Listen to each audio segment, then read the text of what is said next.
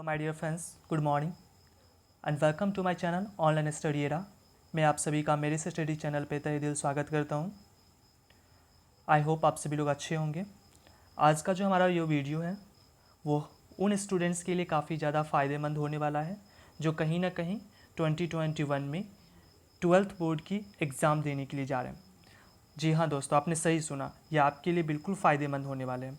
आज का जो हमारा जो टॉपिक है वो क्लास 12th बिहार बोर्ड के स्टूडेंट्स के लिए काफ़ी ज़्यादा बेनिफिशियल होने वाला है, क्योंकि आज के जो इस वीडियो है मैं इसमें आपके साथ प्रोस सेक्शन की लेसन नंबर 4 डिस्कशन करने वाला हूँ, जिसकी मैं आपके साथ पूरी समरी डिस्कशन करूँगा, वो भी हिंदी में, जो आपको एक एक पॉइंट समझ में आएगा। यदि दोस्तों आपने मेरे इस चैनल को सब्सक्राइब नहीं किया तो सब्सक्राइब करें, और यदि आपको ये वीडियो अच्छा लगता है तो लाइक करें, अपने फ्रेंड्स के साथ शेयर करना इसे बिल्कुल ना भूलें। यदि आप किसी और की मदद करते हैं तो भगवान भी आपकी मदद करने के लिए रहते हैं, और ऐसा मानकर आप भी दूसरों की हेल्प ज़रूर करें। चलिए हम लोग स्टार्ट करते हैं हमारा आज का वीडियो ट्यूटोरियल।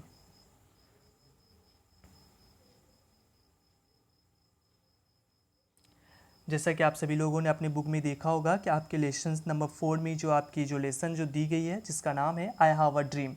यदि मैं इसकी बात करूँ हिंदी की, तो इसका हिंदी होता है मेरा एक सपना है, जिसकी अगर मैं लेखक की यहाँ पे नाम लेता हूँ, जिनका नाम है Martin Luther King junior. Martin Luther King junior, मैं आपको इसके पहले इनके बारे में कुछ बता दूँ। Martin Luther King junior America से बिलोंग करते हैं। इनका जन्म अमेरिका में ही हुआ था, और साथ ही साथ यह नीग्रोस थे। नीग्रो, आपको यहाँ पे इस लेसन में जो एक बहुत ही ज़्यादा इम्पोर्टेंट वर्ड जो मिलने वाली है वह यही वर्ड है कि यह एक नीग्रो थे। नीग्रो किसे कहते हैं तो वो भी मैं बता दूँ आपको। नीग्रो वैसे लोगों को कहा जाता है जिनका रंग, जिनकी त्वचा का रंग ब्लैक होता है, जो काला दिखते हैं। ये भी एक काले रंग के थे, और इस लेसन में बिल्कुल उसी की बात ही की जा रही है, जो आपको मैं आगे पूरी एक्सप्लेनेशन के साथ यहाँ पे डिस्कशन करूँगा। मार्टिन लूथर किंग जूनियर एक सिविल राइट एक्टिविस्ट थे, और यह एक ऑरेटर भी थे। सिविल राइट एक्टिविस्ट का मतलब होता है वैसे लोग जो नागरिकों के अधिकार के लिए लड़ते हों।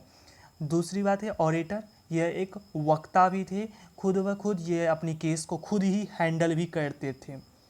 नेक्स्ट इनकी दूसरी पॉइंट जो काफ़ी इंपॉर्टेंट रहती है आपके एग्ज़ाम पॉइंट ऑफ व्यू से, आपके एग्ज़ाम्स में एक क्वेश्चन ज़रूर मिल जाती है इस तरह का कि किसी पार्टिकुलर व्यक्ति का नाम, और उसमें पूछ दिया जाएगा कि इन्हें ये प्राइज़ कब मिला। जैसे आपसे क्वेश्चन ऐसे ही आ सकता है, Martin Luther king got Nobel prize in dash. Martin Luther king को नोबेल प्राइज़ दिया गया कौन सी ईस्वी में, तो ध्यान रखेंगे मार्टिन लूथर किंग जूनियर को नोबेल प्राइज़ दिया गया था 1964 में। वो भी किस वजह से, तो उन्हें दिया गया था शांति की वजह से। ये जो है शांति कायम रखे थे, जिस वजह से इन्हें 1964 में शांति की प्राइज़ नोबेल पीस प्राइज़ दी गई थी। मार्टिन लूथर किंग जूनियर ने यह स्पीच वाशिंगटन डीसी में 28 अगस्त 1963 में दिया था। आप ये जो मैंने आपके साथ यहाँ पे 5 पॉइंट्स जो लिखा है, ये भी आप लोग अपने नोटबुक में लिखें, और इसके बाद जैसे ही मैं आपके साथ ऑब्जेक्टिव्स का वीडियो लेके आऊँगा, आप उसकी ऑब्जेक्टिव्स लिख लें।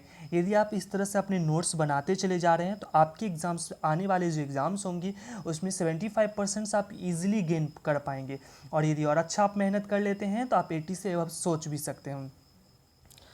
दूसरी चीज़ मैं आपको बता दूँ, ये इनका जो है he was assassinated on April 4 1968 in Memphis. यहाँ पे आपको कुछ वर्ड्स नया दिख रहा होगा, एसेसिनेटेड, इसका मतलब होता है इनकी हत्या कर दी गई थी, इन्हें मार दिया गया था, ये खुद नहीं मरे थे, इनकी हत्या कर दी गई थी। कब हत्या कर दी गई थी, तो 4 अप्रैल 1968 को। यदि आपको डेट याद नहीं रहता है, आप ईयर याद रखें, वर्ष याद रखें, और कौन सी जगह पे हत्या कर दी गई थी इस जगह को भी याद रखें। मेम्फिस जगह पे इनकी हत्या कर दी गई थी। मार्टिन लूथर किंग यूएसए से बिलोंग करते हैं। मैंने आपको बताया अभी पहले ही कि मार्टिन लूथर किंग का जन्म अमेरिका में हुआ था। और दूसरी बात मैं ये भी बोल सकता हूँ, मार्टिन लूथर किंग बिलोंग करते थे नीग्रो से। यह एक काले वर्ण के लोग में जैसे पाए जाते थे। आई होप आपने इतना समझ लिया होगा। चलिए हम लोग चलते हैं नेक्स्ट स्लाइड पे।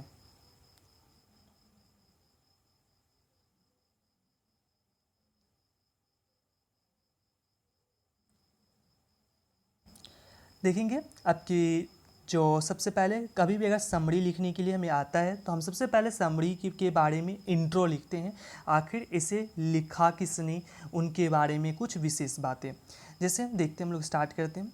I have a dream is a really an inspiring speech delivered by a great civil rights activist and Nobel Prize winner Martin Luther King junior. मैंने आपको पहले ही बताया कि मार्टिन लूथर किंग को नोबेल प्राइज़ से सम्मानित भी किया गया था। आई हैव अ ड्रीम वाकई में एक क्या है, इंस्पायरिंग स्पीच है। एक मिनट थोड़ी सी प्रॉब्लम आ गई, एक मिनट।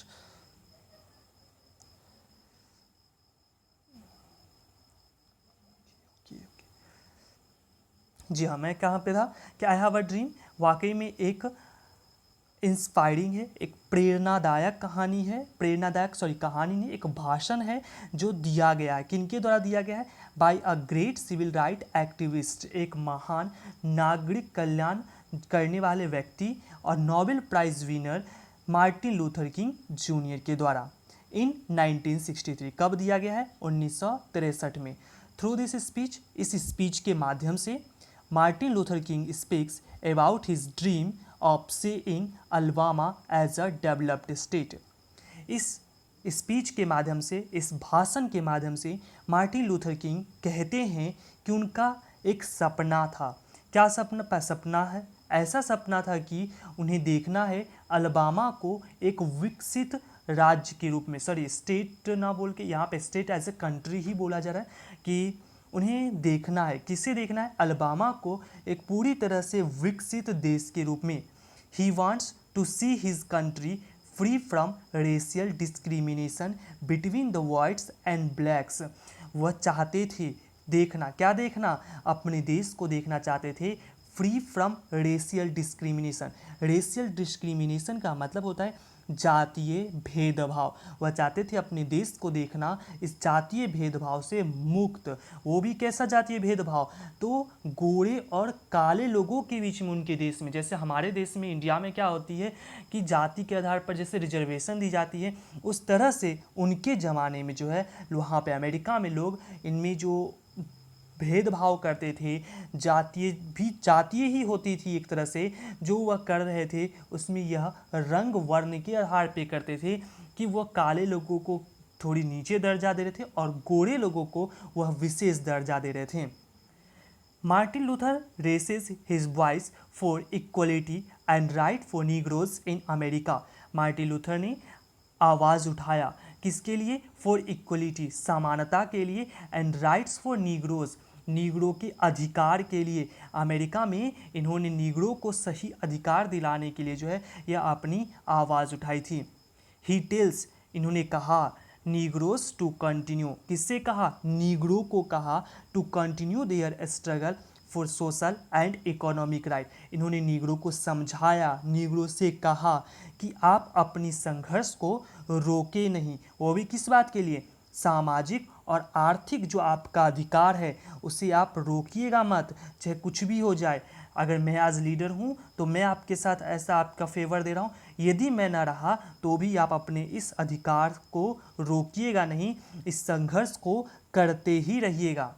ही वॉन्ट्स, वह चाहते थे, there should be no discrimination on the basis of colour. वह चाहते थे कि वहाँ पे कोई भी इस तरह की डिस्क्रिमिनेशन ना हो, भेदभाव ना हो। डिस्क्रिमिनेशन मतलब भेदभाव ना हो।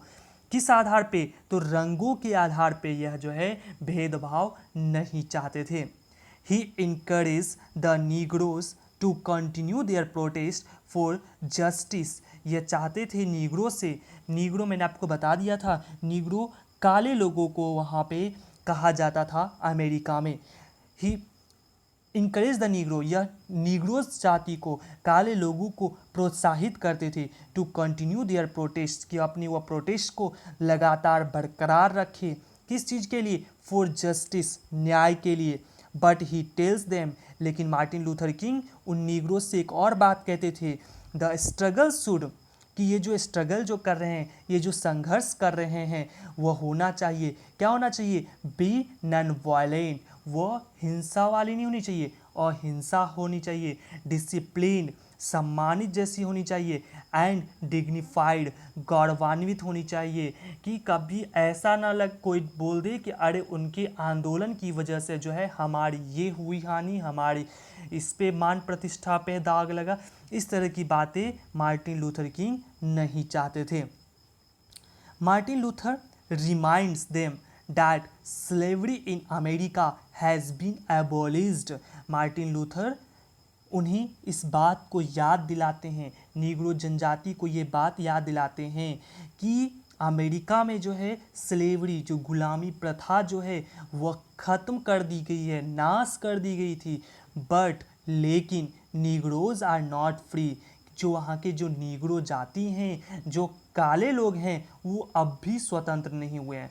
वह जो स्लेवरी है, दास गुलाम की जो प्रथा थी, उसे तो ख़त्म कर दिया गया है, लेकिन नीग्रो अभी भी उससे आज़ाद नहीं हुए हैं। He wants to remove segregation between the blacks and the whites. वह चाहते हैं, क्या चाहते हैं? हटाना। क्या चीज़ को हटाना? सेग्रीगेशन। सेग्रीगेशन का मतलब होता है अलगाव। वह चाहते हैं हटाना अलगाव को। किसके बीच में? तो काले और गोरे लोगों के बीच में। एंड और establish brotherhood between them.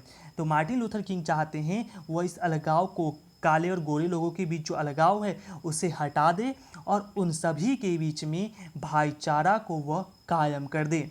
He said, वह कहते हैं, there is justice in America. वह कहते हैं कि अमेरिका में न्याय है, ऐसा नहीं है कि न्याय नहीं है, वहाँ पे न्याय मिलती है। But negroes are deprived of it. लेकिन नीग्रो जो हैं इस न्याय से अभी तक वंचित ही हैं। America is a rich country but Negroes live in poverty. वह फिर ये लाइन दोहराते हैं कि अमेरिका एक अमीर देश है, लेकिन नीग्रो जो है वह अभी भी गरीबी में ही रहते हैं। आप लोग समझ रहे होंगे नीग्रो किसको मैं बता रहा हूँ। ही asserts that, यह बात कहते हैं, आश्वासन देते हैं, all Americans are made equal and the right should be given equally. यह अपने आप को आश्वासन देते हैं, यह एक लाइन कहते हैं कि सभी अमेरिकन्स मेड इक्वल, एक ही जैसे बने हैं, and the right should be given equally, और उन सभी को, सभी का जो अधिकार है वो भी एक समान होनी चाहिए। His viewpoint is that America cannot touch the climax of success if they are not united। इनका नज़रिया है, इनका मानना है मार्टिन लूथर किंग का कि अमेरिका का not touch the climax of success, America सफलता को नहीं छू सकती है if they are not united, यदि वो एकजुट नहीं हुए।